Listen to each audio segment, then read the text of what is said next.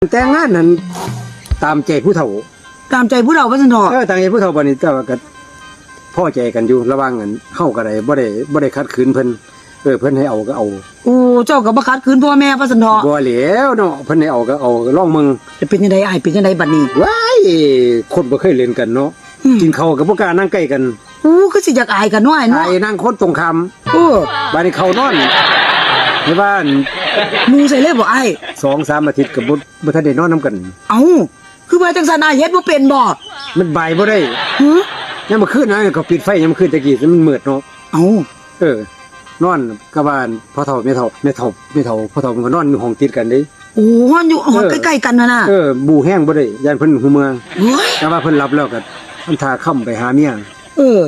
ค้ำไปถือขาเตะปึ้งเลยเอ้าสู้บ่อ้ายหรือจังได๋มันตื่นผู้ชายมันเคยผู้ชายบ่เคยบ่ายเนาะสาวสำน้อยขึ้นใหม่เนาะโอ้ยังบ่ได้เล่นกันมันบ่ลืมกันเนาะมันสะดุ้งนี่เนาะอ้ายเนาะโอ้ไปบ่ายถือขาเตะปึ้งเลยงูตัวเฮ็ดจังได๋บัดทีนี้อ้ายคุ้มแห้งบ่ได้ย่านพ่อเฒ่าตื่นเอ้ากันเฮาคุ้มแน่ได้ยินเสียงแน่พ่อเฒ่าโอ้หมาดคอใส่เลยว่าซั่นเนาะไอแต่ว่าเกือบเดือนบ่ได้นอนนำกันหั่นกูสิพิชิตได้บ่อ้ายโอ้ยบัดนี้บัดสิได้เห็นพ่อเฒ่ากับแม่เฒ่าบ่อยู่โอ้แย่ใส่แจเลยแย่ใส่แจเลยโอ้ยตื่นมาบัดนี้